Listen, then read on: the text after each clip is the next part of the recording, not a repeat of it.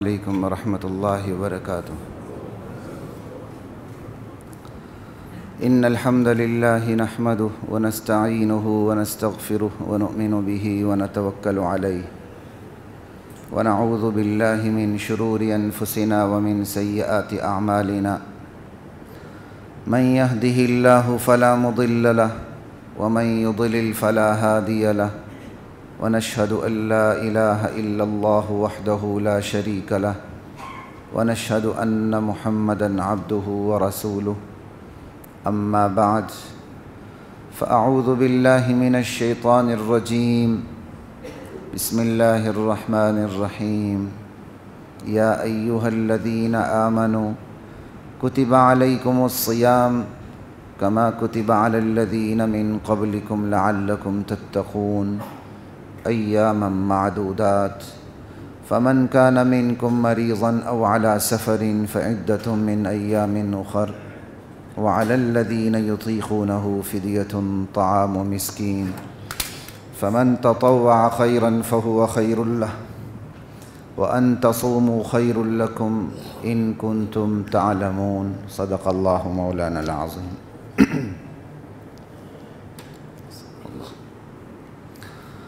حضرات محترم، رمضان کا مہینہ برکتوں کا، رحمتوں کا، فرحتوں کا، سعادتوں کا، سخاوتوں کا یہ مہینہ آپ سب کو مبارک ہو۔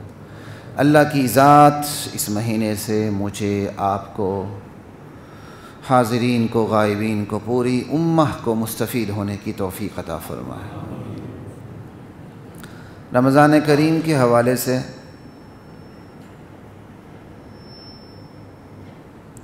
قرآن کریم کی جو آیات ہیں اس کی فرضیت کے حوالے سے، اس کی حکمتوں کے حوالے سے، اور روزے کی غرض و غایت اور اس کی نوعیت کے حوالے سے جو آیات ہیں وہ پورے ایک رکوع کے اندر ہیں۔ سورہ بقرہ ہے اور دوسرے سپارہ ہے، تو اسی ایک رکوع کی آج میں انشاءاللہ آپ کے سامنے وضاحت سامنے رکھوں گا۔ اللہ کی ذات مجھے، آپ کو، ہم سب کو قرآن کریم سے اپنا تعلق استوار کرنے کی توفیق عطا فرمائے۔ یا ایہا الذین آمنوا، ایمان والو، کتب علیکم الصیام، روزے تم پر لکھ دیے گئے ہیں۔ یہ آغاز کہاں سے ہو رہا ہے؟ ایمان سے ہو رہا ہے۔ تو روزے کے لیے ایمان شرط ہے۔ اگر ایمان نہیں ہے، بھلے 8 پیرا روزہ رکھ لیں، لمبے لمبے روزے رکھ لیں، شاید تو کیا، یہ سحری تو ہمارے دین میں ہے، مسیحیت اور یہودیت میں تو یہ سہولت تھی ہی نہیں۔ چاہے وہ سحری کے بغیر روزہ رکھ لیں، کوئی فائدہ نہیں، کیونکہ ایمان نہیں ہے۔ اعمال کی بنیاد ایمان ہے، اور پھر روزہ خود ایمان ہے۔ کیوں؟ روزہ کیا ہے؟ رکنا۔ آپ کا عقیدہ ہے اگر میں نے کوئی خلاف ورزی کی، دیکھنے والا دیکھ رہا ہے، وہ میرے ہر پل ہر حرکت سے واقف ہے۔ یہی بات کی، یہ یاد رکھیے گا۔ تو روزہ خود ایمان ہے۔ خدائی استحضار پیدا کرنے کا سب سے بڑا ذریعہ، بہت بڑا ذریعہ خود روزہ ہے۔ یہی وجہ ہے کہ سرکار دو عالم صلی اللہ علیہ وسلم ارشاد فرماتے ہیں کہ اللہ فرماتے ہیں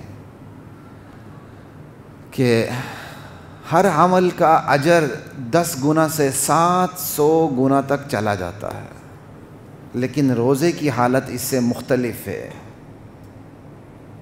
فَإِنَّهُ لِي، روزہ تو میرے لیے، وَأَنَا أَجْزِي بِهِ، اس کی جزا میں ہی دوں گا۔ یہاں 700، 7,000، 7 لاکھ، 7 کروڑ کوئی قید نہیں، کا ہر عمل 10 سے 700 گنا تک چلا جاتا ہے عمومی حوالے سے، لیکن کا روزے کی یہ حالت نہیں، روزہ صرف میرے لیے ہے، حالانکہ ہر چیز اللہ کے لیے، لیکن روزے کی جو نوعیت ہے وہ نوعیت ہی ایسی ہے کہ بندہ اپنے آپ پر اللہ کو نگران بنانے کی ہمہ وقت مشق میں رہتا ہے۔ اگر بندے کا عقیدہ ہو اللہ دیکھ ہی نہیں رہا، اللہ چھوٹی چھوٹی باتیں جانتا ہی نہیں، اللہ بڑی بڑی باتیں جانتا ہے، جیسے ایک بدا کا عقیدہ ہے ایک فرقے میں، سمجھ آئی بات کی؟ عجیب عجیب لوگوں کے عقیدے ہیں، اللہ کو کلیات کا پتہ چلتا ہے، جزیات کا پتہ ہی نہیں چلتا، تو پھر ٹھیک ہے غسل خانے میں جا کے کیا کہتے ہیں روزہ توڑ دیں، کھا پی لیں۔ سمجھ آئی بات کی؟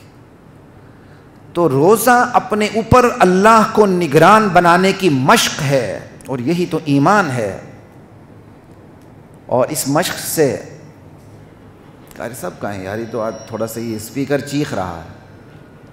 قاری صاحب قریب ہیں تو آ جائیں، میں خود ہی سیٹ کر دیتا ہوں۔ یہ دیکھیں ذرا مائک کو ٹھیک کرنا۔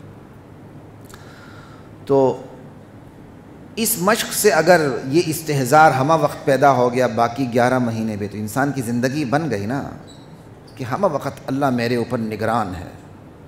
بس یہ ہے یا ایھا الذین آمنو، یہی بات کی، اللہ میرے اوپر نگران ہے۔ یہ کیفیت حاصل ہو جائے پھر بندے سے گناہ نہیں ہوتا، اور یہ کیفیت حاصل ہو جائے پھر بندے کے لیے نیکی آسان سے آسان تر ہو جاتی ہے۔ عاشق معشوق کی خاطر جوتے کھاتا ہے، اس جوتے میں بھی اسے سکون مل رہا ہوتا ہے اگر اسے معشوق دیکھ رہا ہو یا معشوقہ دیکھ رہی ہو۔ یہ تو دنیا کے معاملات ہیں، اور آج کل کو ایجوکیشن میں یہ کام بہت ہے۔ ایک لڑکی کے پیچھے 10 لڑکے ہوتے ہیں اور پھر آپس میں لڑتے ہیں۔ سمجھ آئی بات؟ یہ تو عام ہے، اب تو یہ روٹین بن چکی ہے، کوئی انہونی بات ہی نہیں ہے۔ وہ بڑی غیرت والا زمانہ تھا جب ایک لڑکی کے پیچھے ایک لڑکا ہوتا تھا، اور ایک لڑکی کی ایک لڑکے سے دوستی ہوتی تھی۔ بڑی غیرت والا زمانہ ہوتا تھا کہ ایک لڑکی کی دوستی ایک لڑکے سے ہو۔ اب ایک لڑکی کی دوستی 10 لڑکوں سے ہوتی ہے۔ اب تو باقاعدہ سمجھوتے پر اتر آئے ہیں لوگ، بس ٹھیک ہے، لوگ نہیں مطلب اسٹوڈنٹس، نئی جنریشن سمجھوتے پر اتر آئی ہے۔ وہ کہتی ٹھیک ہے، وہ کہتی ہے ٹھیک ہے، اگر میری اس دوست کا تعلق دوسرے سے تو کوئی بات نہیں۔ انا للہ و انا الیہ راجعون۔ بات کہیں اور جا رہی ہے، میں اسی پہ رہتا ہوں۔ بات یہ ہے کہ بندے کو یہ احساس ہو اللہ مجھے دیکھ رہا ہے، روزہ جتنا بھی سخت ہو اس کے لیے نرم پڑتا چلا جاتا ہے۔ اس لیے روزے مختلف لوگوں کے لیے مختلف ہیں، ہر ایک کا اپنا روزہ ہے۔ کسی کو بہت زیادہ پیاس میں بھی پیاس نہیں لگتی، اسے سکون محسوس ہوتا ہے۔ کوئی پیاس کے تصور سے ہی اس کی ٹانگیں کانپ جاتی ہیں، وہ روزہ رکھنے کے لیے تیار ہی نہیں ہوتا۔ یہ ہے فرق ایمان کا، اپنے اوپر اللہ کو نگران بنانے کا۔ یا ایھا الذین آمنو، یہ ہے ایمان۔ پھر روزہ خدائی حکمرانی کا نام ہے۔ اللہ نے کہا ہے سیری کھاؤ، کھانی ہے، رات کو اٹھنا ہے، اپنے اوقات بدلنے ہیں، عادات بدلنی ہے، اور پھر سارا دن نہیں کھانا، جتنا مرضی جی چاہے، اور جب ٹائم ہو جائے جی چاہے نہ چاہے افطار کرنا ہے، ورنہ افطار میں تاخیر سے یہودیوں سے مشابہت آ جاتی ہے۔ کرنا نہ کرنا، نہ کرنا کرنا، یہ کیا ہے؟ خدائی حکمرانی کا استحضار ہے۔ یہ ہے یا ایھا الذین آمنو۔ اور اگر اللہ کی حکمرانی کا استحضار حاصل ہو جائے تو پھر ہمارے اندر سے منافق لوگ ختم ہو جائیں۔ سمجھ آئی؟ وَمَن لَّمْ يَحْكُم بِمَا أَنزَلَ اللَّهُ فَأُولَٰئِكَ هُمُ الْكَافِرُونَ وَمَن لَّمْ يَحْكُم بِمَا أَنزَلَ اللَّهُ فَأُولَٰئِكَ هُمُ الظَّالِمُونَ وَمَن لَّمْ يَحْكُم بِمَا أَنزَلَ اللَّهُ فَأُولَٰئِكَ هُمُ الْفَاسِقُونَ۔ اللہ کو اتنا جلال آ رہا ہے، یک کے بعد دیگرے اللہ اسلوب بدل کے یہ 3 آیات ایک ہی رکوع کے اندر موجود ہیں۔ جو خدائی حکم کے مطابق فیصلے نہیں کرتے وہ کافر ہیں، وہ فاسق ہیں، وہ منافق ہیں۔ اللہ کو اتنا جلال آ رہا ہے۔ افحکم الجاہلیت یبغون، ارے جاہلیت کا حکم چاہتے ہو؟ تمہیں جاہلی احکام چاہیے۔ ومن احسن من اللہ حکما لقوم یؤمنون یوقنون، یقین کرنے والوں کے لیے اللہ کے احکام سے بہتر کسی کے احکام نہیں ہیں۔ خدائی حکمرانی کا استحضار حاصل ہو جائے، پھر دیوانی قوانین بھی اسلامی ہوں، تعزیراتی قوانین بھی اسلامی ہوں، ریاست کے تمام قوانین اسلامی ہیں۔ اس لیے نہیں کہ ہم منافق ہیں، منافق ہمارا ظاہر کچھ اور ہے، ہمارا باطن کچھ اور ہے۔ ہم تو شراب کو سوشل ڈرنک کہنے والے لوگ ہیں، یہ لوگ معاشرے کی قسمت تبدیل کریں گے۔ جن سے معاشرے کی قسمتیں وابستہ ہیں وہ کہتے ہیں شراب سوشل ڈرنک ہے۔ انا للہ و انا الیہ راجعون. کہتے اس پر تو بات ہی نہ کرے نا, شراب سوشل ڈرنک ہے. یہ ہے ایمان. روزہ خدائی حکمرانی کے استحضار کا نام ہے. حالانکہ بھوک سے اللہ کو کیا حاصل ہوتا ہے؟ ہمیں بھوک لگی, ہمیں پیاس لگی, ہم تڑپ رہے ہیں. مجھے بتائیں خدا کی حکمرانی میں کون سا اضافہ ہوتا ہے؟ خدا کی جلال میں, ہیبت میں, جبروت میں, عظمت میں کوئی اضافہ؟ پوری دنیا نبیوں کی طرح ہو جائے اور نبیوں کی طرح عبادت کرے, اللہ کی اللہی میں, الوہیت میں ذرہ بر کا اضافہ نہیں ہوتا. پوری دنیا شیطان بن جائے, خدا کی خدائی میں ذرہ بر کمی نہیں ہوتی ہے. لا الہ الا اللہ. جب تک یہ خدائی حکمرانی میرے اور آپ کے دل میں گر نہیں کرتی تو سمجھے میں بھی منافق ہوں, آپ بھی منافق ہے, پوری دنیا منافق ہے. ظاہر کچھ اور ہے, باطن کچھ اور ہے. اور یہی وہ منافقت ہے جس کے سامنے میں اور آپ لیٹتے چلے جاتے ہیں, لملیٹ ہو جاتے ہیں. منافقت دندناتی ہے اور مسلمان کا ایمان چھپتا پھرتا ہے. یہ ہے ہمارا ایمان, یہ ہے مسلمان جنہیں دیکھ کے شرمائیں یہود. سمجھائی بات کی؟ منافقت دندناتی ہے, اپنی مرضی کرتی ہے, مسلمان کا ایمان چھپتا پھرتا. اگر مسلمان کے ایمان میں جان ہو, منافقت اپنے بل سے باہر نہ آ سکے. یہ منافقت بل سے باہر نہیں آئی, دندنا رہی ہے. وجہ ایمان والے بے ایمان ہو چکے ہیں. ان کے اندر وہ قوت نہیں, وہ حمیت نہیں, وہ غیرت نہیں جو دین کا تقاضا ہے. تو روزہ یہی چیز پیدا کرتا ہے, خدائی نگرانی کا استحضار, خدائی حکمرانی کا استحضار. یا ایھا الذین آمنوا, ہم نے آسان سمجھا ہوا ہے. کتب علیکم الصیام, ایمان والو تم پر لکھ دیے گئے ہیں روزے رکھنا. روزہ لکھ دیا گیا, روزے لکھ دیے گئے, روزے رکھنا لکھ دیا گیا. تینوں ترجمے درست ہیں. ایک صاحب نے مجھ سے کہا جی کیا ترجمہ؟ تھوڑا بہت شدھ بدھ ہوتی تو بسا اوقات سوال بھی کر دیتے. میں نے کہا روزے کہتا نہیں, میں نے تینوں کر دی. میں کہا تینوں درست ہیں. اب آپ کو گرامر کا پتہ نہیں تو پھر میں کیا کروں؟ یا ایھا الذین آمنوا کتب علیکم الصیام, تم پر روزے لکھ دیے گئے ہیں, روزہ لکھ دیا گیا, روزہ رکھنا لکھ دیا گیا. اللہ اکبر. اب صوم رکنے کو کہتے ہیں. تم پر رکنا لکھ دیا گیا, یعنی اومیشن, ایک چیز کو ترک کرنا. آپ نے باز آ گئے, بس یہ ہے روزہ. شریعت میں روزہ کسے کہتے ہیں؟ کھانے پینے اور جنسی خواہش سے رکنے کا نام, مخصوص وقت کے اندر مخصوص نیت کے ساتھ, اس کا نام روزہ ہے. رکنا, اس رکنے سے پتہ چلا روزہ اپنی نیچر میں, اپنی نوعیت میں صبر ہے. آپ ایک چیز کی طرف بڑھ رہے ہیں, آپ نے رکنا ہے, بس یہ ہے روزہ. آپ کا جی چاہ رہا ہے, آپ کو پیاس لگی, آپ نے پانی پینا ہے, رکنا ہے. آپ کا جی چاہ رہا ہے, آپ نے کھانا کھانا ہے, شریعت کا حکم نہیں, آپ نے رکنا ہے. روزہ آپ کے اندر صبر پیدا کرتا ہے. صبر اور بغیرتی میں بڑا فرق ہے.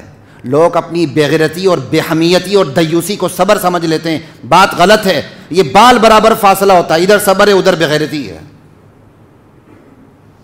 لا الہ الا اللہ. اپنی بغیرتی کو ہم صبر کا نام دے رہے ہوتے ہیں, یہ صبر نہیں ہے. اللہ کے دین پہ حرف آ رہا ہو, پھر خدائی تعلیمات کے مطابق قدم اٹھانا ہے. اسٹیٹ نے, عوام نے, سب نے, جیسے جیسے حکم ہے. ہاں عوام کو ہتھیار اٹھانے کی اجازت نہیں ہے, لیکن جو کام کر سکتے ہیں اس کی تفصیلات ساری موجود ہیں. لیکن اس وقت چونکہ موضوع روزے کا ہے تو میں روزے ہی کو فوکس کر کے بات کر رہا ہوں, باقی تفصیلات کو نظر انداز کر رہا ہوں. صبر, ثابت قدمی. آپ رکتے ہیں تو ثابت قدمی دکھا رہے ہوتے ہیں, آپ بے صبرے نہیں ہو رہے ہوتے ہیں. اس صبر کے اندر ثابت قدمی کا مفہوم ہے, رکنے کا مفہوم ہے, برداشت کا مفہوم ہے.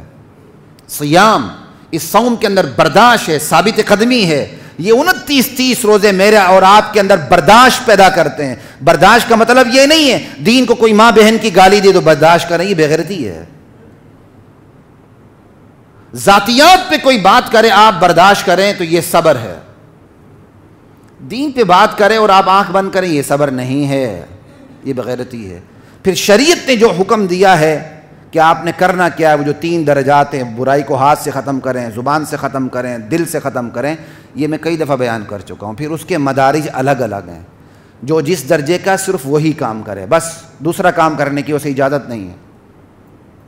لا الہ الا اللہ، دوسرے کام کی طرف وہ آئے نہ، اجازت کی خیر بات میں نہیں کرتا یہاں۔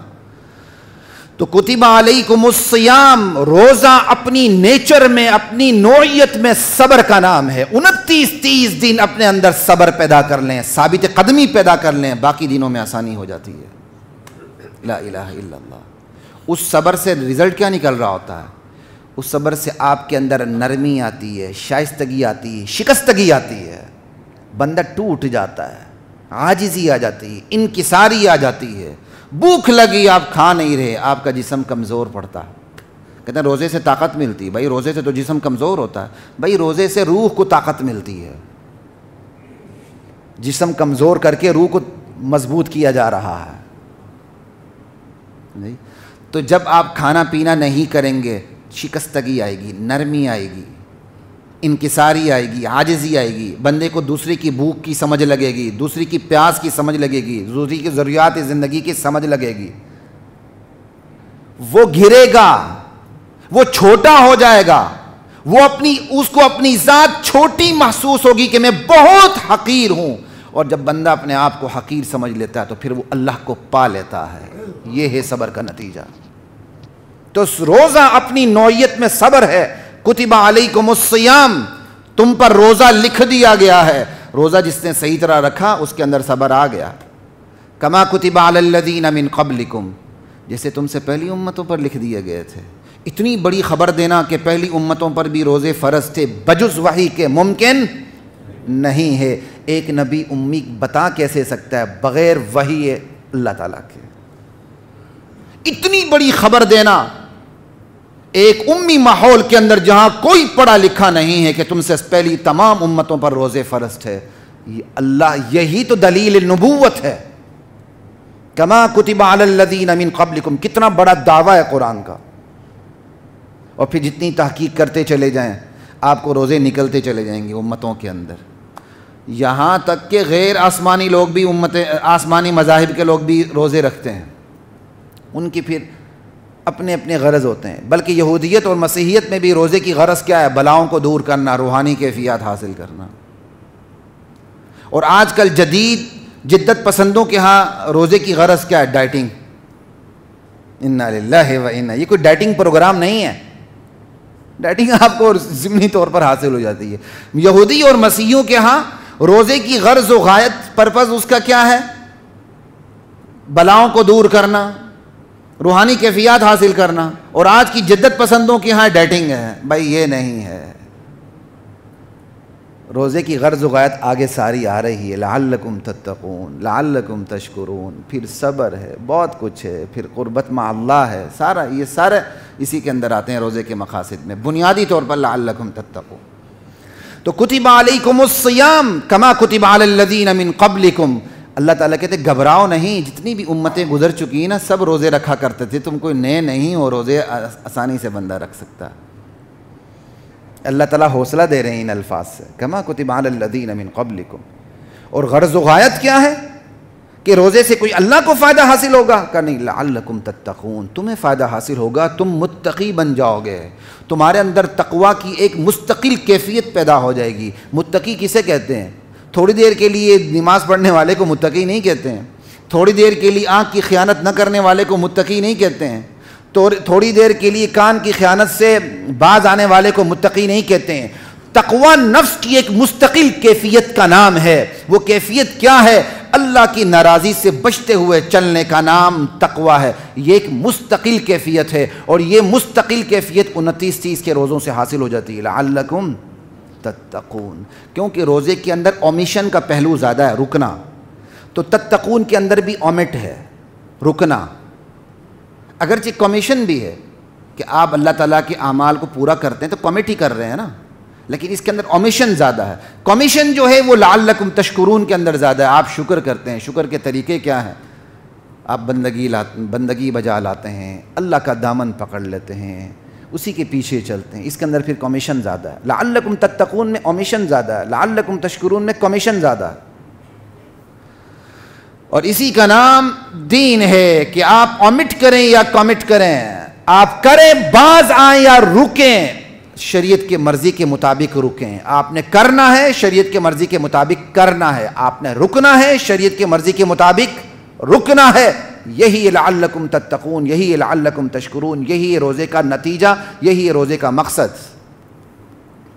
ایام معدودات, گنتی کے چند دن ہیں, 29-30, پریشان ہونے کی ضرورت.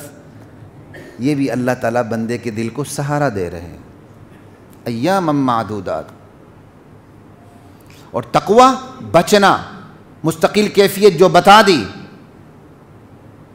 کہ اللہ کی ناراضگی کو سامنے رکھتے ہوئے زندگی گزارنا. ابی بن کعب سے امیر المؤمنین عمر فاروق رضی اللہ تعالی عنہ نے سوال کیا تقوی کسے کہتے ہیں؟ کہا امیر المؤمنین کبھی آپ جھاڑی دار راستے سے گزرے ہیں؟ کہا کئی بار گزرا ہوں. کیسے گزرے ہیں؟ کہا دامن بچا کے گزرا ہوں. کہا بس یہی تو تقوی ہے. دنیا کے پرخار راستوں کے اندر اپنے آپ کو اللہ کی ناراضگی سے بچاتے ہوئے چلنے کا نام تقوی ہے. شرک سے تقوی, کفر سے تقوی, بدعات سے تقوی, گناہ کبائر سے تقوی, گناہ صغائر سے تقوی, شبہات سے بھی بچنا اور اس سے بھی تقوی. یہ ہے تقوی کے مدارج. لعلکم تتقون, ایام معدودات, پریشان ہونے کی ضرورت نہیں, گنتی کے چند دن ہیں. اس گنتی کے چند دنوں میں بھی اگر مجبوری ہو تو نہ رکھنے کی اجازت ہے, بعد میں قضا کر لینا. فمن کان منکم مریضا او علی سفر فعدۃ من ایام اخر. کوئی مریض ہے, اب مرض کی حد بندی کیا ہے؟ اللہ تعالیٰ نے بندے کی خود ضمیر کے اوپر رکھ دی. یہ حد بندی نہیں کی, ضمیر کے اوپر رکھ دیا گیا.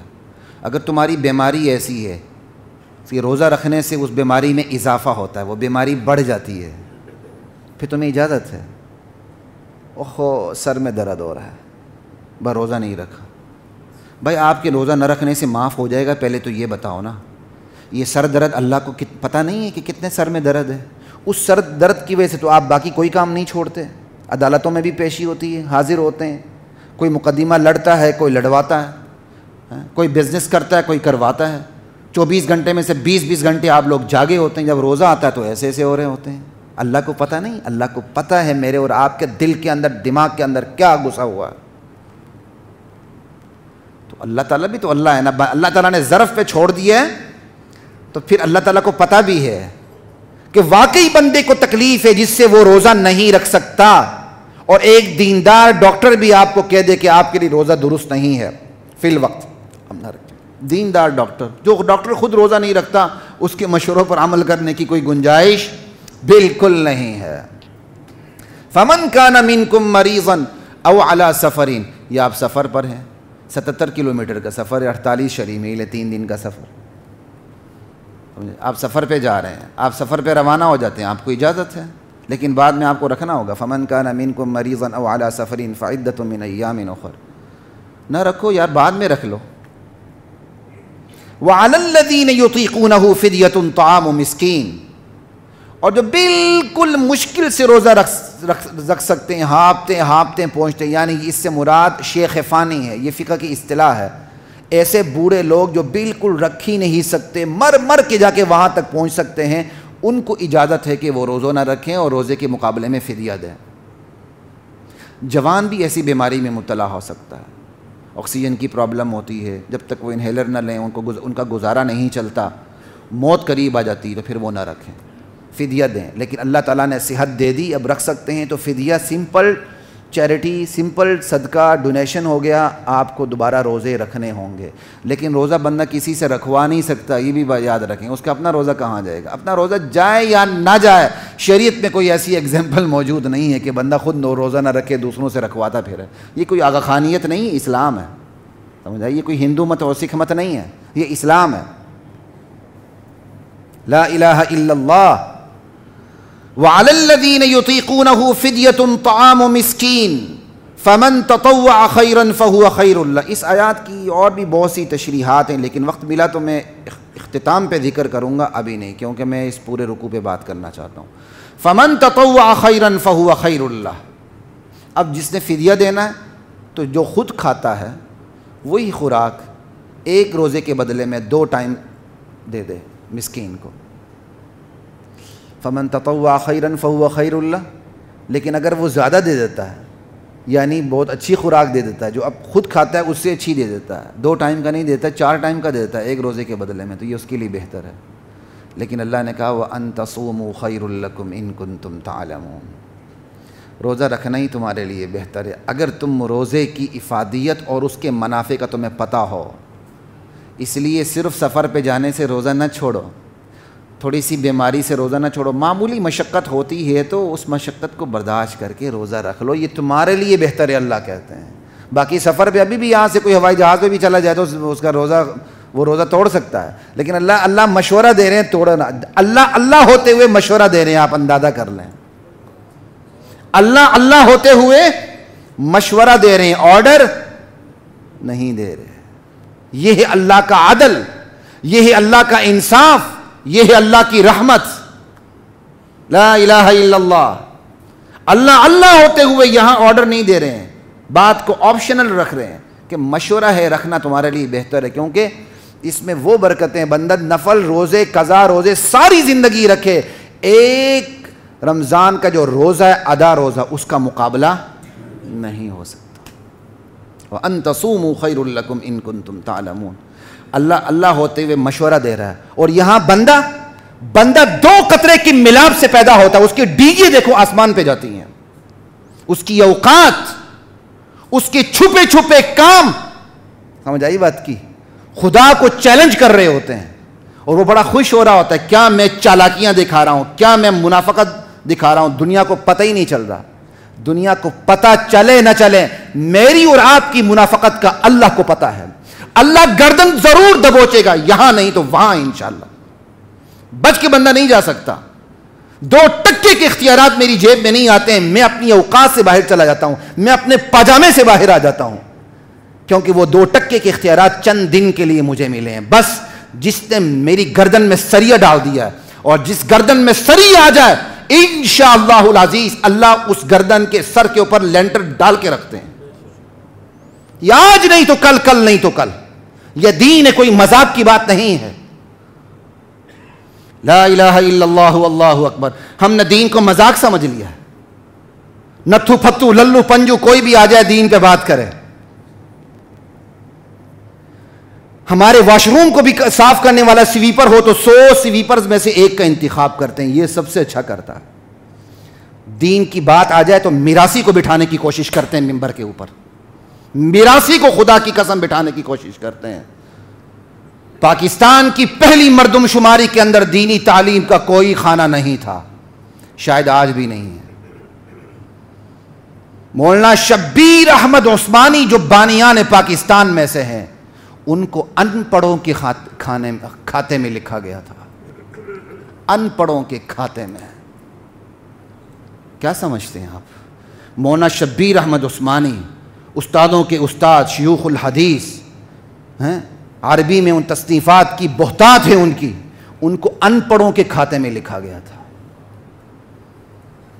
یہ ہے ہماری اوقات. کیوں؟ دین ہمارے اندر اترا نہیں، ہمارے پاس دین کی غیرت نہیں، دین کی چاہت نہیں. اس لیے ہم کہتے ہیں بس ایسا نتھو پھتو للو پنجو کوئی بھی آ جائے، بس وہ 2 باتیں کرے نیچے اتر جائے، بس وہ ہمیں چاٹے، ہمارے بوٹ پالش کرے، ایسا ہی بندہ ٹھیک ہے. جو ہماری حکمرانی کو چیلنج کرے، ہماری اوقات کو چیلنج کرے، وہ ہمیں برداشت نہیں ہے.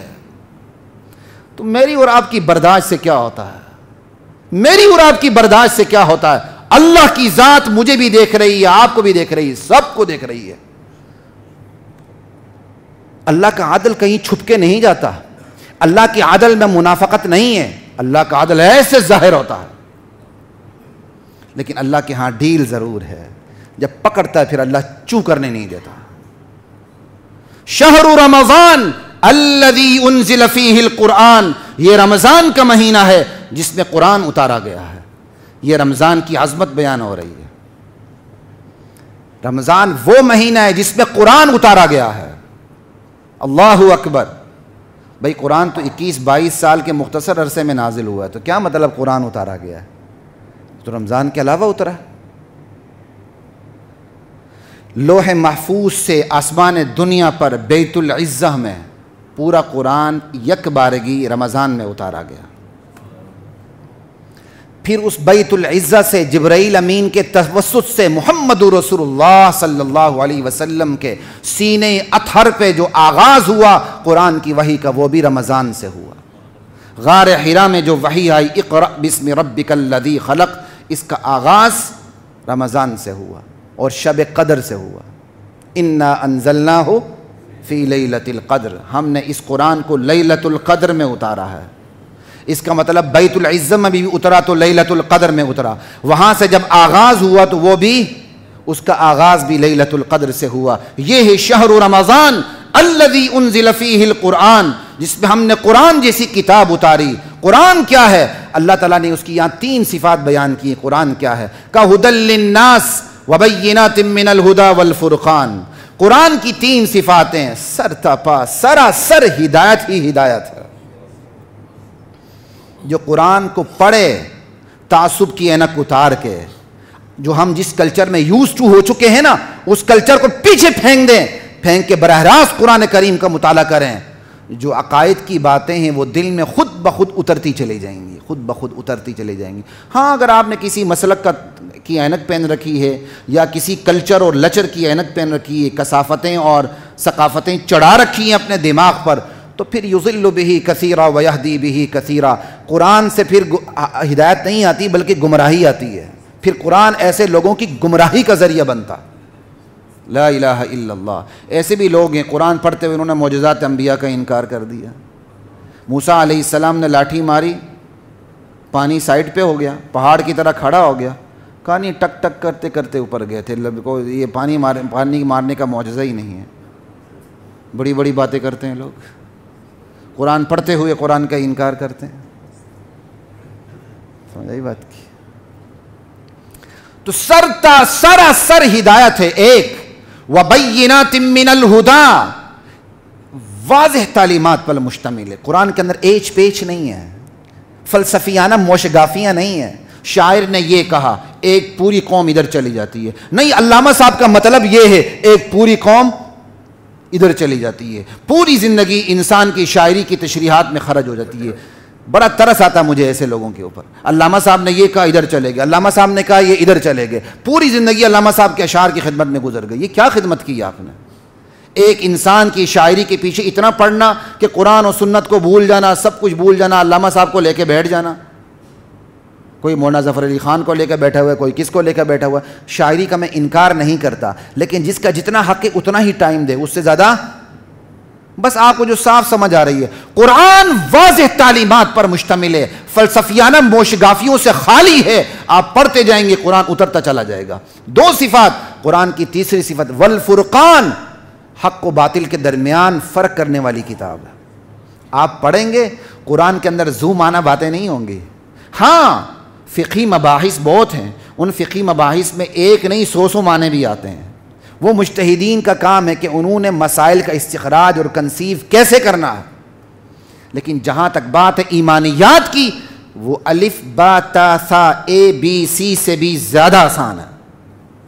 قرآن پڑھیں آپ بغیر کسی تعصب کے، حق و باطل میں فرق نہ ہو، خدا کی قسم ناممکن ہے، ناممکن ہے، ناممکن ہے۔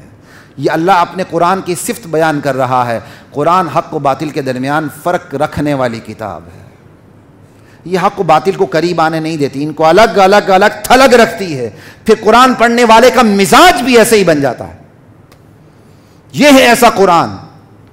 اب اتنی عظیم ترین کتاب اتاری جو تمام آسمانی کتابوں کا خلاصہ، نچوڑ اور سمری ہے، تورات، انجیل، زبور، صحف ابراہیم و موسیٰ، جتنے بھی اترے ہیں سب کا خلاصہ قرآن کریم ہے، اور یہ اس امت کو عطا ہوا ہے نبی کریم صلی اللہ علیہ وسلم کے وسیلے سے، لا الہ الا اللہ، ان کے واسطے سے۔ شہر رمضان الذی انزل فیہ القرآن ھدی للناس وبینات من الھدی والفرقان۔ اتنی بڑی نعمت ملی، یا اللہ اب ہم تیرا شکر کیسے ادا کریں؟ کہ فمن شہد منکم الشہر فلیصم، بس تم اسی ماہ میں روزہ رکھ کے میرا شکر ادا کرو جس ماہ میں نے قرآن اتارا ہے۔ سمجھائی؟ تو یہ روزے رکھنا صرف لعلکم تتقون نہیں ہے، یہ روزے رکھنا لعلکم تشکرون بھی ہے۔ ہم روزے صرف اس لیے نہیں رکھتے کہ ہم متقی بن جائیں، ہم روزے اس لیے بھی رکھتے ہیں کہ اللہ نے ہمیں قرآن جیسی نعمت سے نوازا ہے جو کسی اور امت کو یہ نعمت عطا نہیں کی، تو ہم اس نعمت کے شکر کے طور پر ہم روزے رکھتے ہیں۔ فمن شہید منکم الشہر فلیصم، یہ فا وہی ہے لہذا، سو جیسے ہم اردو میں کہتے ہیں نا سو ایسی بات ہے، سو مطلب پہلی بات پر آپ تفریح بان کے بات کر رہے ہوتے ہیں، لہذا ہم نے قرآن اتارا لہذا تم روزہ رکھو۔ کس مہینے میں؟ اسی مہینے میں جس مہینے میں ہم نے قرآن اتارا، اور پھر جس مہینے میں قرآن اتارا وہ مہینہ سب سے اوپر چلا گیا۔ عظمتوں میں سب سے بڑا مہینہ کون سا ہے؟ رمضان۔ رمضان کی عظمت کی گھر تک بھی کوئی اور مہینہ نہیں پہنچتا۔ فمن شہد منکم الشہر فلیصم ومن کان مریضا او علی سفر فعدۃ من ایام اخر۔ کسی کو یہ شک ہو سکتا تھا شاید یہ دوبارہ حکم آ گیا روزے رکھنے، کہیں مریض اور مسافر کے بارے میں جو ایک کمپنسیشن ملی ہوئی رخصت ملی ختم تو نہیں ہوئی؟ کہا نہیں، وہ ابھی بھی برقرار ہے، مریض یا مسافر دوسرے دنوں میں روزہ رکھ سکتے ہیں۔ ومن کان مریضا او علی سفر فعدۃ من ایام اخر یرید اللہ بکم اليسر، اللہ تمہارے ساتھ آسانی چاہتے ہیں، ولا یرید بکم العسر، اللہ تمہارے ساتھ تنگی نہیں چاہتے۔ کیا مطلب؟ رمضان آ گیا، جو رکھ سکے نہ رکھ سکے سب پر لازم کر دیں اللہ روزہ، ایسا نہیں کیا۔ جس کی واقعی مجبوری ہے اللہ نے اس کو نہ رکھ کے قضا کرنے کا بھی اجازت دے دی ہے۔ کہا یہ اجازتیں کیوں دی ہیں؟ اللہ آسانی چاہتے ہیں۔ یرید اللہ بکم اليسر ولا یرید بکم العسر۔ پھر ایک تفسیر یہ بھی ہے، دراصل جو کیا کہتے ہیں آپشن ملی تھی، چلے میں بتا ہی دیتا ہوں، میں نے درمیان میں بات چھوڑ دی تھی۔ جب رمضان کے روزے کی فرضیت آئی تو ایک رائے یہ ہے، رمضان کے روزے جب کی فرضیت آئی تو رمضان کے روزے آپشنل تھے، چاہے روزے رکھیں چاہے فدیہ دیں۔ دوسری رائے یہ ہے کہ یہ آپشنل شروع سے رہے ہی نہیں، شروع سے ہی رمضان کے روزے فرض تھے، آپشنل روزے رمضان کے تھے ہی نہیں۔ تو یہاں جو کہا گیا یطیقونہ، تم طاقت رکھو، یعنی بمشکل طاقت رکھیں، یعنی جو رکھ ہی نہیں سکتے ان کے بارے میں یہ آیت ہے، دوسری نہیں۔ اور ایک اور تفسیر یہ ہے کہ آپشن کس کے لیے تھی؟ مریض اور مسافر کے لیے۔ رمضان کے روزے فرض ہیں لیکن مریض اور مسافر کے لیے آپشن ہے کہ وہ نہ رکھیں اور نہ رکھ کے بعد میں فدیہ دے دیں یا روزہ رکھیں۔ لیکن اب ان آیات کے اندر وہ آپشن شروع والی ختم ہو گئی، اب کوئی آپشن نہیں ہے۔ مریض یا مسافر نہیں رکھتے تو بدلے میں ان کو فدیہ نہیں دینا ہوگا بلکہ روزہ ہی رکھنا ہوگا۔ ہاں ایسا مریض ہے جو پوری عمر کے لیے رکھ ہی نہیں سکتا، اس کے لیے آج بھی فدیہ موجود ہے، وہ دے سکتا ہے۔ خیر یہ تھوڑی سی تھی تو میں نے آپ کو بتا دی۔ یرید اللہ بکم الیسر ولا یرید بکم العسر ولتکملوا العدہ۔ اب اللہ تعالیٰ نے یہ جو مریض اور مسافر سے آپشن ختم کر دی کہ تم بعد میں قضا کر لو یا فدیہ دے دو، آپشن ختم کر کے صرف روزے رکھے، اس لیے رکھے کہ تاکہ تم رمضان کی گنتی پوری کر کے تم رمضان جیسے، رمضان کے روزے نہیں تو کم سے کم رمضان جیسے روزوں کا ثواب تو تم حاصل کر لو۔ وَلِتُكْمِلُوا الْعِدَّةَ وَلِتُكَبِّرُوا اللَّهَ عَلَى مَا هَدَاكُمْ، یا وَلِتُكْمِلُوا الْعِدَّةَ، تم نے روزے نہیں رکھے بعد میں رکھنے، بعد میں رکھنے کی آپشن اس لیے دی کہ تاکہ تم بھی گنتی پوری کر لو، بعد میں تمہاری مجبوری تھی تم اس وقت نہیں رکھ سکے۔ وَلِتُكْمِلُوا الْعِدَّةَ وَلِتُكَبِّرُوا اللَّهَ عَلَى مَا هَدَاكُمْ وَلَعَلَّكُمْ تَشْكُرُونَ۔ اللہ نے جو تمہیں ہدایت دی ہے، قرآن کی نعمت سے سرفراز کیا ہے، اس پر تم اللہ کی بڑائی کا اعلان کرو، وَلَعَلَّكُمْ تَشْكُرُونَ، اور اس کا شکر بجا لاؤ۔ اب اللہ کی بڑائی کا اعلان کیسے ہوگا؟ اس کا شکر کیسے بجا لائیں گے؟ اس کی بہترین شکل خود روزہ ہے۔ کیوں؟ جب بندہ روزے کی حالت میں ہوتا ہے تو اس کے اندر انکساری، عاجزی خود بخود اترتی چلی جاتی ہے۔ جی چاہ رہا ہے، سخت پیاس لگی ہوئی ہے، میں نے کھانا ہے، میں نے پینا ہے، وہ رکا ہوا ہے تو بندہ مزمحل تو ہو جاتا ہے، بندہ نڈال تو ہو جاتا ہے، طبیعت اس کی ٹوٹ تو جاتی ہے۔ یہ وہ حالت ہوتی ہے جس حالت میں اس کے اوپر پوری اللہ کی کبرائی کا اظہار ہو رہا ہوتا ہے کہ واقعی میرے اوپر ایک اللہ ہے جس کی میرے اوپر چلتی ہے کسی اور کی۔ یہ ہے وَلِتُكَبِّرُوا اللَّهَ عَلَى مَا هَدَاكُمْ وَلَعَلَّكُمْ تَشْكُرُونَ۔ ہم روزوں کے ذریعے اللہ کا شکر ادا کریں گے، ہم روزے رکھیں گے، روزے میں اللہ کے ساتھ ہمارا تعلق بڑھے گا، پھر ہم اللہ کے سامنے اپنی عرضیاں پیش کریں گے، اپنی مناجات، اپنی دعائیں، ندائیں اور اپنی تمام کی تمام مصیبتیں اس کے سامنے رکھیں گے۔ سوال یہ پیدا ہوتا ہے وہ اللہ ہے کہاں؟ جاہلیت میں جن لوگوں نے اللہ کو تسلیم کیا ان لوگوں نے بھی اللہ کو اتنا پردے میں رکھا کہ اس تک براہ راست پہنچنا محال تھا، یعنی ان کے جو تصوراتی اللہ، جس نے اگر اللہ کا حقیقی وجود بھی تسلیم کیا اس سے درمیان میں اتنے بیریئرز ڈال دیے، اتنے پردے ڈال دیے کہ اللہ تعالیٰ تک تو بندے کی براہ راست رسائی نہیں ہو سکتی۔ اب روزے جیسا عمل، اتنا عظیم ترین عمل جس میں ہم نے اللہ کا قرب حاصل کرنا ہے، تقوی حاصل کرنا ہے، اپنے نفس کا تزکیہ کرنا ہے اور اللہ کا شکر بجا لانا ہے، اللہ کے ساتھ اپنے آپ کو جوڑنا ہے، تو پھر وہ اللہ ہے کہاں؟ وہ اتنے سات پردوں میں ہو کہ ہم اس تک براہ راست پہنچ ہی نہ سکیں، اس تک ہماری عرضیاں پہنچ ہی نہ سکیں، درمیان میں چھوٹے موٹے سیکٹریاں ہوں، سمجھ آئی بات کی، جو آپ کو وہیں بٹھا دیں، بعض تک صاحب تک آپ کو جانے ہی نہ دیں۔ کہا نہیں نہیں نہیں، اللہ ایسا نہیں ہے۔ وَإِذَا سَأَلَكَ عِبَادِي عَنِّي فَإِنِّي قَرِيب، میرے نبی، میرے بندے میرے متعلق آپ سے سوال کریں تو انہیں کہہ دو رب کہہ رہا ہے فَإِنِّي قَرِيب، میں ان کے قریب ہوں۔ کتنا قریب؟ دوسری آیت، نَحْنُ أَقْرَبُ إِلَيْهِ مِنْ حَبْلِ الْوَرِيدِ، میں اپنے بندوں کی شاہ رگ سے بھی قریب ہوں۔ جو شاہ رگ سے قریب ہے، لوگ کیا کہتے ہیں ڈھونڈنے سے خدا بھی مل جاتا، یہ بڑا غلط جملہ ہے، یعنی خدا بہت دور کی چیز ہے جو ڈھونڈنے سے مل جاتا ہے، یہ ڈھونڈنے سے خدا بھی مل جاتا ہے، غلط ہے، غلط جملہ ہے یہ۔ خدا کو ڈھونڈنا ہی نہیں پڑتا، خدا کے سامنے اپنی عرضیت پیش کرنے کے لیے کسی اور کے پاس جانا ہی نہیں پڑتا، خدا سے براہ راست اپنا ریلیشن شپ قائم کر لیں، ڈائریکٹ کمیونیکیشن ہو جائے، آپ کے صاحب کے ساتھ، باس کے ساتھ آپ کا ڈائریکٹ تعلق ہو۔ آپ تو اس کے سیکرٹری سے بھی پوچھنا گوارا نہیں کرتے، براہ راست اندر جا رہے ہوتے ہیں اور سیکرٹری بھی آپ سے کانپ رہا ہوتا ہے، یہ تو صاحب کے ساتھ بالکل ڈائریکٹ ہوا ہے۔ تو کس کی وقت زیادہ ہوتی، جو صاحب سے ڈائریکٹ ہو جائے یا انڈائریکٹ ہو؟ تو اللہ تعالیٰ میری اور آپ کی اوقات کو بڑھا رہا ہے، ارے صاحب سے ڈائریکٹ ہو جاؤ، اللہ سے ڈائریکٹ ہو جاؤ۔ وَإِذَا سَأَلَكَ عِبَادِي عَنِّي فَإِنِّي قَرِيب، میرے بندے میرے متعلق میرے نبی سوال کریں تو بتا دیں میں قریب ہوں۔ یہ نہیں کہا کہ میرے بندے سوال کریں تو انہیں بتا دیں وہ اللہ قریب ہے، نہیں، اللہ خود آگے بڑھ کے کہتے ہیں فَإِنِّي قَرِيب، میں قریب ہوں۔ یہاں دیکھیں لفظ استعمال ہو رہا ہے، عربی بلاغت سے جو تھوڑی بہت شدھ بدھ ہوئے تو وہ میں صرف انڈیکیشن دے رہا ہوں۔ وَإِذَا سَأَلَكَ عِبَادِي، میرے بندے، عَنِّي، میرے متعلق پوچھیں، عِبَادِي عَنِّي فَإِنِّي، میں قریب ہوں۔ یہ ہیں پیار کے الفاظ۔ جو جمع کا لفظ ہوتا ہے نا پلورل، وہ شہانہ ہوتا ہے، جب ہمارے بندے ہمارے متعلق پوچھیں تو انہیں بتا دیں ہم بہت قریب ہیں، اس میں شہانہ انداز ہے۔ یہ جو جمع کا لفظ ہے اس کے اندر جلال والے الفاظ ہیں، یہ جو واحد کا لفظ ہوتا ہے اس کے اندر جمال زیادہ ہے، اس کے اندر پیار زیادہ ہے۔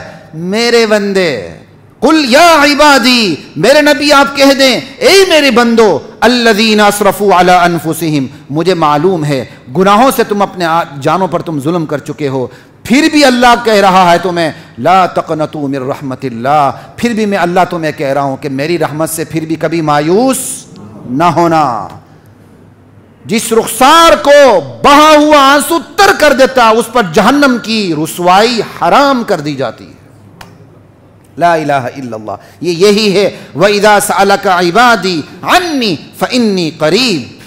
اور کتنا قریب، نَحْنُ أَقْرَبُ إِلَيْهِ مِنْ حَبْلِ الْوَرِيدِ، میں اپنی بندے کے شاہ رگ سے بھی قریب ہوں۔ لیکن اگر میں نے اپنے جیب کو بھرنا ہو، مسجد وہی بوسیدہ، لیکن مسجد کی جو متولی ہے اس کی 10 کوٹھیاں کھڑی ہیں مسجد کے چندے کے اوپر، اگر میں نے اپنی جیب بھرنا ہو تو پھر میں آپ کو اللہ تک جانے ہی نہیں دوں گا۔ نہ، تم گناہ گار ہو، تمہاری تو اللہ سنتا ہی نہیں اور ہماری موڑتا ہی نہیں۔ ہم تو اس مقام پہ پہنچ چکے ہیں کہ وہ ہماری موڑتا نہیں، تمہاری سنتا نہیں، وہیں بیریئر لگا دیا، 7 پردوں میں اللہ کو ڈال دیا۔ انا للہ و انا الیہ راجعون۔ نہیں، اللہ تک پہنچنے کے لیے، اللہ کے دربار میں عرضیاں پیش کرنے کے لیے کوئی بیریئرز نہیں ہیں۔ اللہ 7 پردوں میں چھپا ہوا نہیں ہے، اللہ براہ راست سنتا ہے. شاید نیکوکاروں کی سنیں, میرے اور آپ جیسے گناہگاروں کی نہ سنیں. کہا نہیں, اجیب دعوت الداع, سنتا بھی ہے اور اسی وقت فیصلہ بھی صادر کر دیتا ہے. اجیب سننا بھی ہے, فیصلہ صادر کرنا بھی ہے. بندہ سن لیتا ہے, فیصلہ کچھ بھی نہیں کر سکتا. کہا نہیں, میں وہ ذات ہوں سن کر فیصلہ صادر کرنے کی اہلیت رکھتا ہوں. لا الہ الا اللہ. اب وہ اللہ کی مرضی کیسا فیصلہ صادر کرے. آپ کی دعا ٹھیک ہے, اسی وقت قبول کرے, دیر سے قبول کرے, یا وہ آپ کے لیے دعا مناسب نہیں, آخرت میں ذخیرہ کر دے, یا اس دعا کے بدلے میں اللہ تعالیٰ دنیا کی کوئی اور بہت بڑی مصیبت ٹال دے, یہ اس کے فیصلے ہیں. لیکن اللہ کہتا ہے سن کر فیصلہ صادر کرتا ہوں. عجیب کس کے لیے؟ شاید نیکوکاروں کے لیے, کوئی بہت بڑے جنید بغدادی ہوں, شیخ عبد القادر جیلانی ہوں, بڑے بڑے اللہ والے ہوں, تبھی اللہ سنے. ہم جیسے میرے اور آپ جیسے گناہگاروں کی کیا سنیں, جن کی پوری زندگی رشوت اور دوسروں کے مال ہڑپ کرنے کے اوپر ہی لگی ہوئی ہے. کہا نہیں, اجیب دعوت الداع, ہر پکارنے والے کی پکار کو سنتا ہوں. ہر پکارنے والا جو بھی پکارے, کافر پکارے, مسلمان پکارے, گناہگار پکارے, زیناکار اور بدکار اور شرابی پکارے, شرط یہ ہے ندامت کے آنسو لے کے آئے, پکارے. اللہ مجھے اللہ کی قسم اللہ کہتا ہے میں سنتا ہوں اور جواب بھی دیتا ہوں. لا الہ الا اللہ واللہ اکبر. یہ میں تمام چیزوں کو ملا کے آپ کے سامنے کہہ رہا ہوں, ورنہ براہ راست یہاں قسم نہیں کھائی گئی. لا الہ الا اللہ, اجیب دعوت الداع. اور بھائی سنتا ہے لیکن شاید تہجد میں سنیں, سحری میں سنیں, خاص نمازوں کے پیچھے سنیں. کہا نہیں, یا مدینے میں جائیں, مسجد نبوی میں سنیں, مکے جائیں عمرے کے بعد, ماشاءاللہ خواجہ صاحب عمرہ کر کے ہیں, مبارک ہو, کیا کہتے ہیں ان کی سنیں. کہا نہیں, ہماری بھی سنتا ہے, ایسی کوئی بات نہیں. دعان اذا دعان, جب بھی پکارنے والا پکارے اللہ سنتا ہے. جب بھی کوئی پکارے, کوئی قید نہیں, لیٹے لیٹے پکارے, بیٹھے بیٹھے پکارے, جس حالت میں بھی پکارے, ایون ناپاکی کی حالت میں پکارے. ناپاکی میں صرف قرآن پڑھنا منع ہے, اللہ کو پکارنا منع وہاں بھی نہیں ہے. اجیب الدعوت الداعی اذا دعان, جب بھی پکارے. فلیستجیبوا لی, جب میں تمہاری دعاؤں کو سن کے قبول کرتا ہوں, پھر تم بھی میری دعوت کو مان لو, مجھ پر ایمان لے آؤ, میرے ساتھ وابستہ ہو جاؤ. وَلْيُؤْمِنُوا بِي, مجھ پر ایمان لے آؤ. لَعَلَّهُمْ يَرْشُدُونَ, تم ہدایت پا جاؤ گے. لا الہ الا اللہ. یہ ہے قرآن کریم کی وہ آیات جو رمضان سے متعلق ہیں.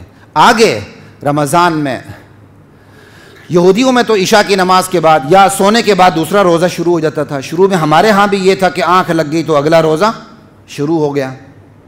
ٹھیک, اور دو مختلف قسم کی روایات ہیں. ایک تو یہ ہے کہ سونے کے بعد یا عشاء کی نماز کے بعد بیویوں سے مباشرت منع تھی, یا منع نہیں تھی, لوگ سمجھتے تھے شاید منع ہے, پوچھتے بھی نہیں تھے بعض لوگ, لیکن وہ یہ کام کر بیٹھتے تھے, بیویوں کے پاس چلے جاتے تھے, چاہے وہ حرام نہ ہو. لیکن اگر بندہ خود ایک چیز کو ناجائز سمجھے, پتہ نہیں اس کے متعلق کیا حکم ہے, شبہ ہے, شبہ میں پڑھنا بھی تو غلط ہے نا, بندے کو شبہ سے بچنا چاہیے. تو یہاں یہی ہے. اس کی چونکہ مختلف تفاسیر ہیں تو میں نے ایک پوری آپ کے سامنے ایک اس کی سمری رکھ دی, تو آگے میں ترجمہ کر دیتا ہوں. کہ احل لکم لیلۃ الصیام الرفث الی نسائکم, تمہارے لیے حلال ہے رات کو اپنی بیویوں کے پاس جانا. یہ نہ سمجھو روزہ ہے تو تم روزے کی رات میں اپنی بیویوں کے پاس نہیں جا سکتے, اپنی جائز خواہش پوری نہیں کر سکتے. نہیں کر سکتے ہو. احل لکم لیلۃ الصیام الرفث الی نسائکم ہن لباس لکم وانتم لباس لہن. میاں بیوی تو ایک دوسرے کے لیے لباس ہیں. لباس کیا ہوتا ہے؟ لباس میں سب سے پہلی چیز ستر پوشی ہے. میاں بیوی ایک دوسرے کے لیے ستر پوش ہوتے ہیں. کیوں؟ بندہ جتنا قریب ہوتا ہے اتنے ایک دوسرے کے حالات کا پتہ چلتا ہے. میاں بیوی سے زیادہ میاں بیوی کے حالات کسی اور کو پتہ نہیں ہوتے.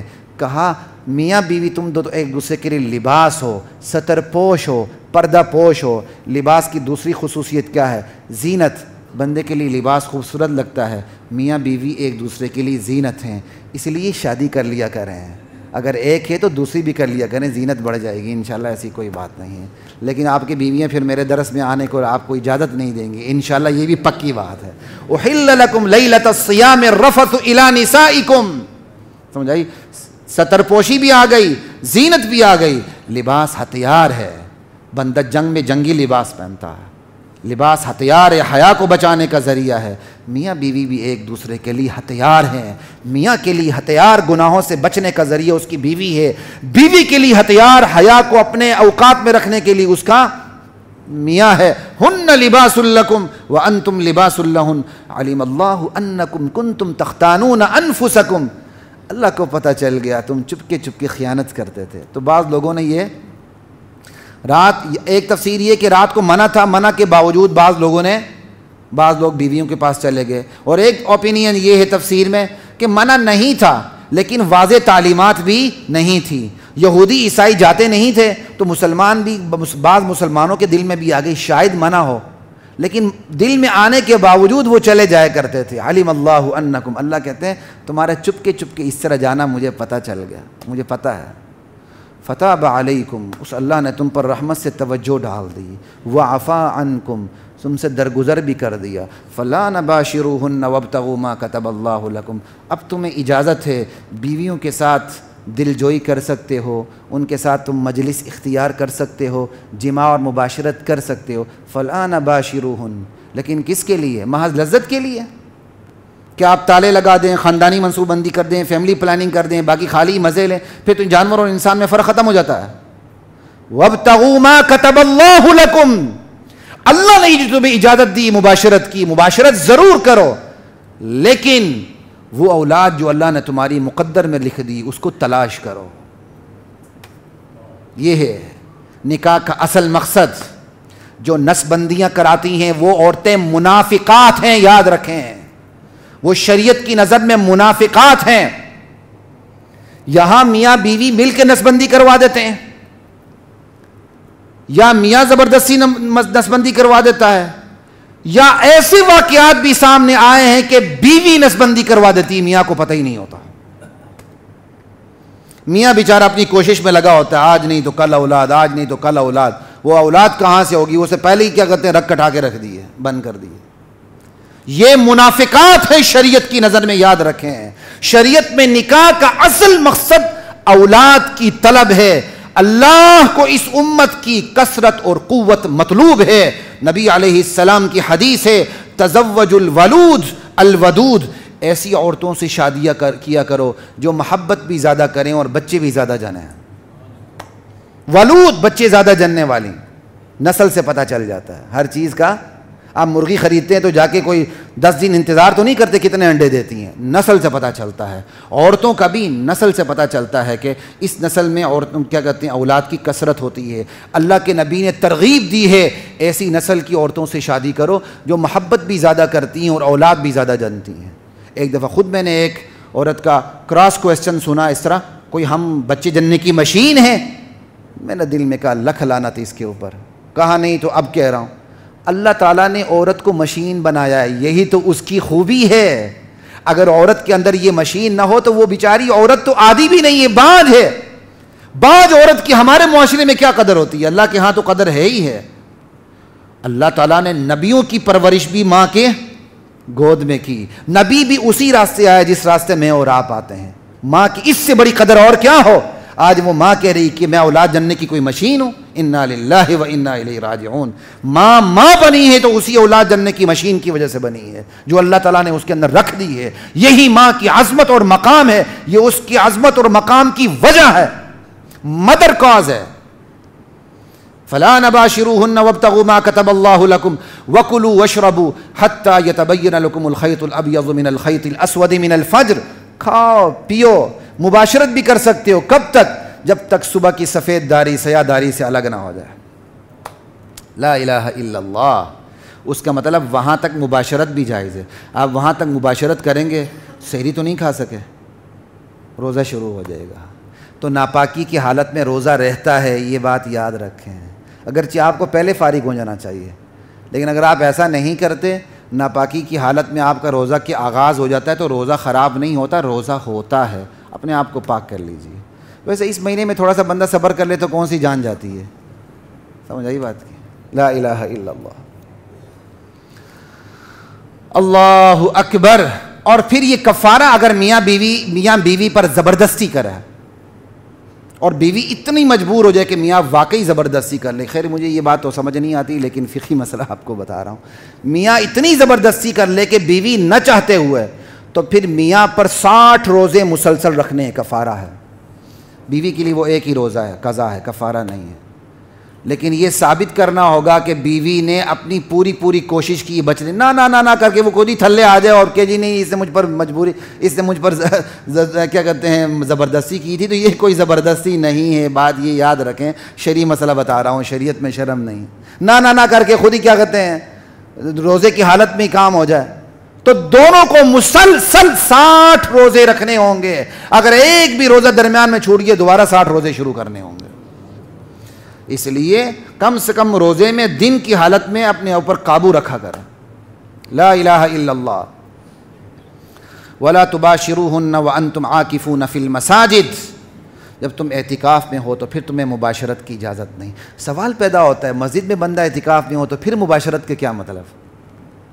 اصل بات یہ ہے آج کل مسجدوں میں ساری سہولتیں ہیں. اس وقت مسجدوں میں یہ سہولتیں نہیں ہوتی تھیں. مسجد میں لوگ اعتکاف کرتے تھے, قضاء حاجت کے لیے اپنے گھر چلے جاتے تھے. تو یہاں ضرورت تھی کہ بندہ قضاء حاجت کے لیے گیا, یہ نہ سمجھے یہ بھی ایک قضاء حاجت ہے. سمجھ آئی بات کی؟ کہا نہیں یہ قضاء حاجت کی اجازت تمہیں نہیں, اپنے آپ کو 10 دن قابو میں رکھو. ولا تباشروہن وانتم. کہا نہیں میں رات کو چلا گیا ہوں نا, رات قضاء حاجت کے لیے گھر چلے جائے, اور وہ یہی یاد رکھ لے کہ رات کو تو جائز ہے. وہ قضاء حاجت کے لیے پیشاب کو روک کر جائے ہی رات کو, اور وہاں سے خواجہ صاحب پھر واپس ہو جائیں دوسری قضاء حاجت پوری کر کے. کہا نہیں ایسی اجازت آپ کو بالکل نہیں ہے. اعتکاف میں رات کو مباشرت کی اجازت نہیں ہے اگر جب تم اعتکاف میں بیٹھے ہوئے ہو. ولا تباشروہن وانتم عاکفون فی المساجد تلک حدود اللہ. یہ اللہ کی باندھی ہوئی حدیں ہیں. فلا تقربوها. ان سے نکلنے کے قریب بھی نہ جانا. ایک ہے ان سے نکلنا نہ, ایک کیا ہے ان سے نکلنے کے قریب بھی نہ جانا. کیا مطلب؟ یہ اللہ کی باندھی ہوئی حدیں, سرحدوں پہ سفر نہ کرنا. بندہ سرحد پہ جاتا ہے تو سرحد پار کر لیتا ہے, بہت دور رہنا. کذالک یبین اللہ آیاتہ للناس لعلہم یتقون. اللہ اسی طرح اپنی آیات اپنے احکام کھول کے بیان کرتا ہے جا کے تمہارے اندر تقوی کی صفت پیدا ہو جائے. یہاں تک بات ختم ہو گئی. آخری آیت کا ولا تأکلوا اموالکم بینکم بالباطل. ایک دوسرے کا مال باطل طریقے سے نہ کھاؤ. روزے میں کیا ہے؟ حلال چیز سے روکا گیا ہے. حلال چیز سے روک کر حرام چیز سے رکنے کی تربیت دی گئی ہے. جو حلال چیز سے رمضان میں رکے گا وہ باقی دنوں میں حرام سے بھی رکے گا. تو یہاں کہا کہ حرام مال نہیں کھانا, اور وَتُدْلُوا بِهَا إِلَى الْحُكَّامِ. مقدمات کو اٹھا کے تم نے عدالتوں میں نہیں لے جانا. کس مقصد کے لیے؟ لِتَأْكُلُوا فَرِيقًا مِّنْ أَمْوَالِ النَّاسِ بِالْإِثْمِ وَأَنْتُمْ تَعْلَمُونَ.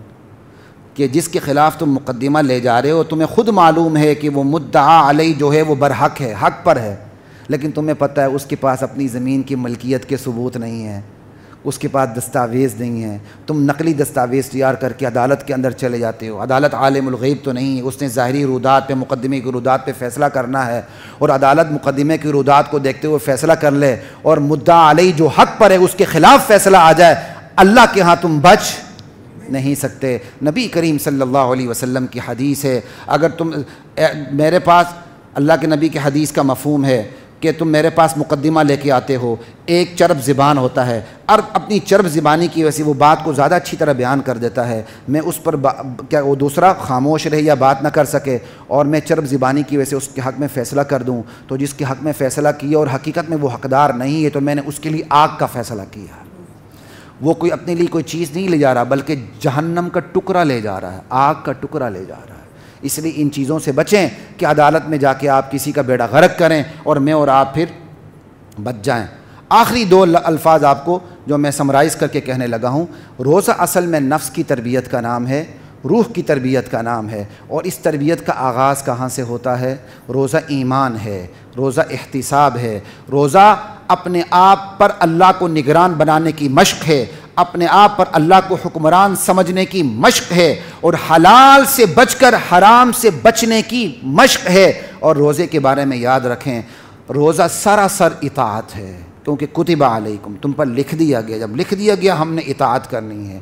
روزہ تقوی ہے لعلکم تتقون, روزہ شکر ہے لعلکم تشکرون, روزہ اپنی نوعیت اور نیچر میں صبر ہے, اور پھر سب سے بڑھ کر روزہ کیا ہے؟